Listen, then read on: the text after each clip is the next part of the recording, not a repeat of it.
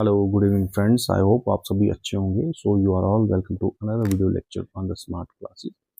आज जो हमने टॉपिक लिया है, आज हम डिस्कस करने जा रहे हैं जम्मू एंड कश्मीर को, पर्टिकुलरली जो जम्मू एंड कश्मीर का जो बजट है 2026 का। तो इसको लेके हमने कुछ एमसीक्यूज बनाए हैं। तो ये एमसीक्यूज उन सभी एस्पायरेंट के लिए काफ़ी इंपॉर्टेंट होने वाले हैं जो किसी भी कॉम्पिटिटिव एग्जाम की तैयारी कर रहे हैं या अपियर होने जा रहे हैं।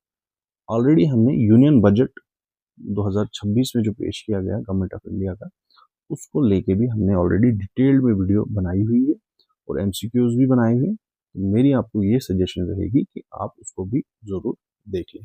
तो शुरू करते हैं हम आज का अपना ये एमसीक्यू सेशन।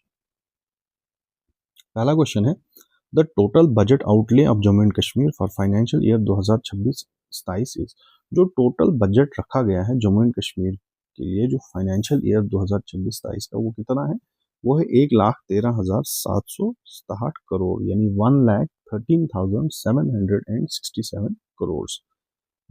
और ज़्यादातर इसमें पैसा किसके लिए रखा गया है? एक तो कैपिटल एक्सपेंडिचर को लेके पैसा बढ़ाया गया है और वेलफेयर कमिटमेंट्स की तरफ। तो जब भी कैपिटल एक्सपेंडिचर पे पैसा बढ़ाया जाता है, मतलब जो गवर्नमेंट होती है, तो गवर्नमेंट का ज़्यादातर फोकस होता है इंफ्रास्ट्रक्चर को लेके पैसा ज़्यादा दिया जाता है, जिसमें चाहे रोड्स बनते हैं, हाईवेज बनेंगे, स्कूल, कॉलेज, यूनिवर्सिटी, तो इन चीज़ों पे ज़्यादा पैसा लगता है।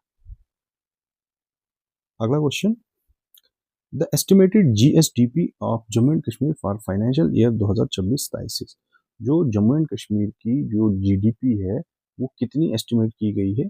वो एस्टिमेट की गई है 3.15 लाख करोड़। तो इस फिगर को आप याद रखें। डायरेक्ट कहीं बार ये क्वेश्चन पूछे जाते हैं, पर्टिकुलरली चाहे आप जेके एसएसबी के एग्जाम में अपेयर हो रहे हैं या किसी भी कॉम्पिटेटिव एग्जाम में हो रहे हैं जो स्टेट लेवल का हो, तो वहाँ पे ऐसे क्वेश्चन डायरेक्ट पूछे जाते हैं। तो कितना है? वो है 3.15 लाख करोड़। अगला question, the physical deficit target for Jammu and Kashmir in 2026-27 is approximately.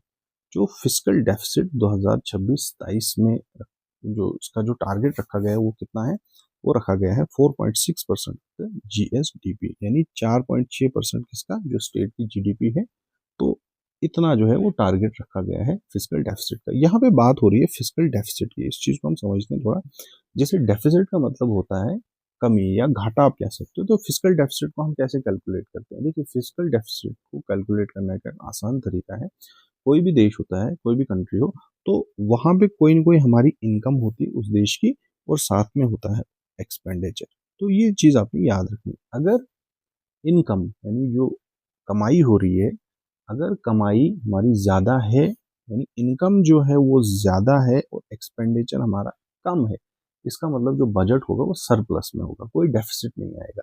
अगर इनकम कम है और एक्सपेंडिचर ज़्यादा है, तो वहाँ पे क्या होता है? डेफिसिट होता है। तो वही बात होती है फिजिकल डेफिसिट की। तो ये कितना रखा गया इसका टारगेट? इसका टारगेट रखा गया है 4.6% ऑफ द जीएसडीपी। जो हमारी जीडीपी है, तो उसका 4.6% रखा गया है। यानी होना चाहिए था 3% के आसपास, लेकिन ये अभी जो है थोड़ा ऊपर है, ज़्यादा है, ये 4.6% है। अगला question, the revenue surplus in 2026-27 budget is estimated eight approximately. देखिए, रेवेन्यू सरप्लस जो है, जिसका एस्टिमेट लगाया गया है 2026-27 में, वो कितना लगाया गया है जो सरप्लस होगा? तो ये लगाया गया है 3%, यानी जो हमारी जीडीपी है उसका 3%। अगला question, Jammu Kashmir owns revenue contribution in 2026-27 is approximately. तो ये जो 2026-27 में जम्मू कश्मीर की जो अपनी कंट्रीब्यूशन है, वो कितनी होगी? रेवेन्यू कंट्रीब्यूशन यानी कितना पैसा अपना होगा हमारा, वो होगा लगभग 31,800 करोड़। यानी जो यहाँ पे जो पैसा जनरेट होगा, the union territories own tax non tax revenue is estimated 31,800 crore. यानी जो टोटल हमारी कमाई, आप कह सकते हो एक हिसाब से, वो होगी 31,800 करोड़ के आसपास होगी। यानी ये जो फिगर है काफी अच्छा है, लेकिन मॉडरेट है, यानी उतना भी अच्छा नहीं, और ज्यादा अच्छा और बेहतर होना चाहिए। और ज़्यादातर हम डिपेंड करते हैं किस पे, सेंट्रल गवर्नमेंट के ट्रांसफर्स पे डिपेंड करते हैं, वहां से जो पैसा आता है। अगला question, central assistance to Jammu and Kashmir in 2026-23 is estimated at approximately. देखिए, सेंट्रल असिस्टेंस जो जम्मू एंड कश्मीर को मिलेगा 2026-23 का, वो कितना एस्टिमेट किया गया है? इसका सही ऑप्शन है option B, that is 42,752 crore, 42,752 crore. Jammu and Kashmir continue to depend heavily on central assistance. जो जे हमारा है वो ज़्यादातर हम डिपेंड करते हैं किस पे, गवर्नमेंट ऑफ इंडिया पे, जो सेंट्रल असिस्टेंस मिलती है। तो कितना मिलना चाहिए?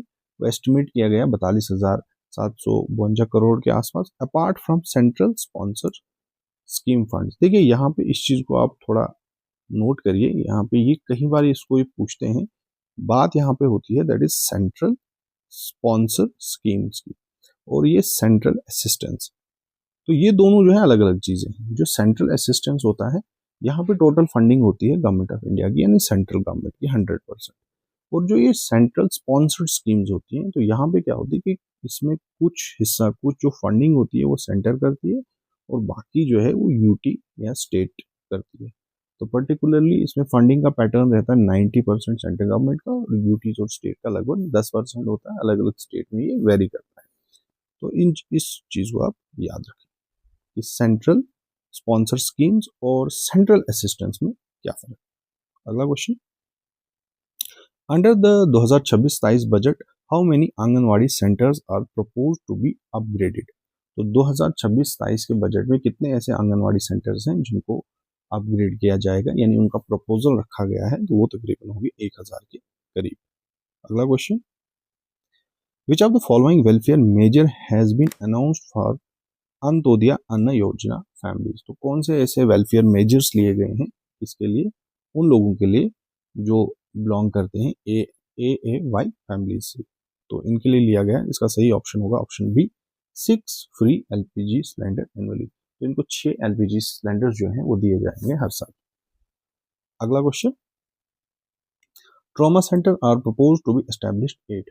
जो ट्रॉमा सेंटर्स हैं वो उनको कहाँ पे एस्टेब्लिश किया जाएगा? प्रपोजल है उनको एस्टेब्लिश किया जाएगा उरी एंड पुंछ में, क्योंकि ये रिमोट एरिया है, बॉर्डर रिमोट एरिया है, ताकि वहाँ का जो हेल्थ स्ट्रक्चर है उसको बढ़ाया जाए, हेल्थ का जो इंफ्रास्ट्रक्चर है उसको बढ़ाया जाए। अगला question, the budget emphasises capital expenditure primary to. जब भी बजट में बात होती है कैपिटल एक्सपेंडिचर की, तो इसका मकसद क्या होता है? प्राइमरी, इसका मकसद होता है, सही ऑप्शन होगा इसका option C, boost infrastructure and asset creation. तो मकसद होता है कि जो इंफ्रास्ट्रक्चर है उसको बूस्ट किया जाए, उसको बढ़ाया जाए और एसेट्स जो है वो बनाए जाए।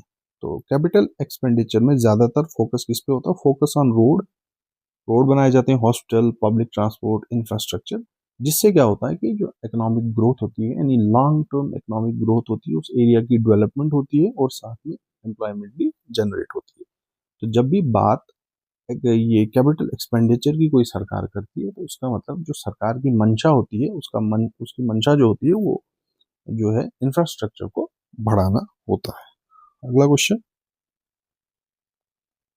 Free fee reimbursements announce in budget is applicable to which category. यानी फी रीइंबर्समेंट जो है वो किस कैटेगरी को दी जाएगी? तो इसका सही ऑप्शन होगा option C, AAY student from class 9th to 12th and college level, यानी ये सेकेंडरी और कॉलेज लेवल पे दिया जाएगा। फी रीइंबर्समेंट दी जाएगी उन बच्चों को जो किस कैटेगरी से बिलोंग करते हैं, जो AAY कैटेगरी या उस फैमिली से बिलोंग करते हैं। तो इनकी जो फीस है वो रीइंबर्स की जाएगी, यानी अगर वो पे करते हैं उसको रिफंड किया जाएगा। अगला question, the budget emphasises on MSME and handicraft indicate support through.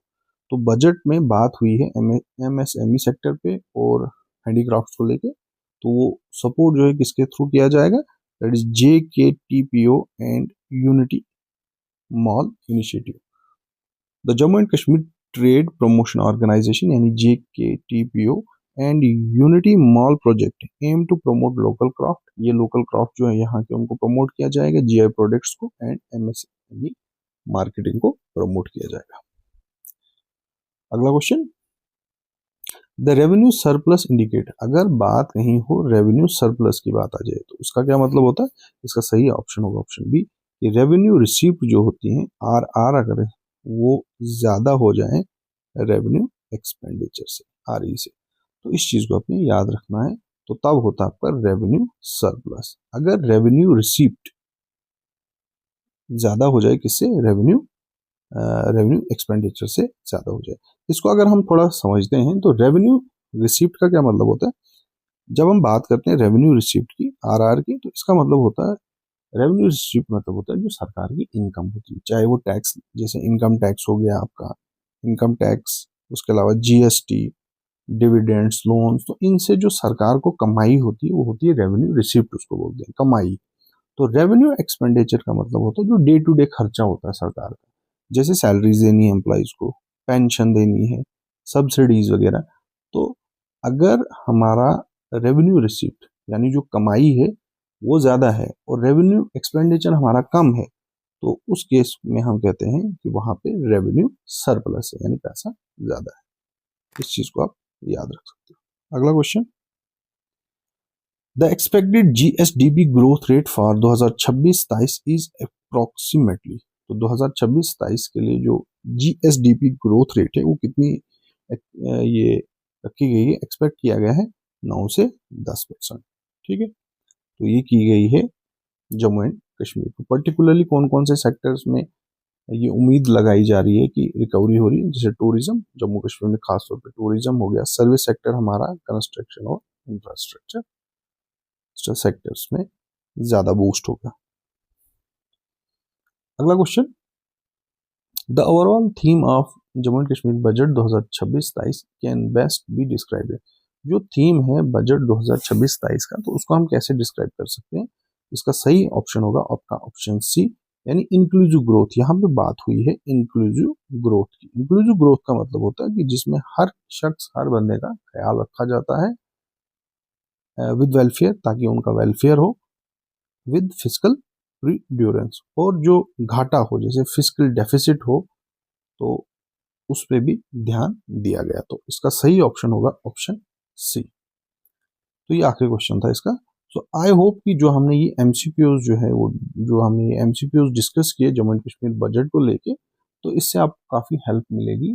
अगर आप किसी भी यहाँ के जो एग्ज़ाम है, चाहे जेकेएसएसबी का है या कोई भी दूसरा एग्ज़ाम है, उसमें अगर आप प्रिपेयर हो रहे हो तो आपको इससे काफ़ी बेनिफिट मिलेगा। सो मिलते हैं आपके साथ अगली बार एक नए वीडियो लेक्चर में एक अलग टॉपिक पे। जो भी हम टॉपिक यहाँ पे अपने इस प्लेटफॉर्म पर डालते हैं तो वो जो है हर किसी कॉम्पिटिटिव एग्जाम में जो है वो पूछे जाते हैं। तो मिलते हैं आपके साथ अगली बार एक नए वीडियो लेक्चर में, तब तक के लिए।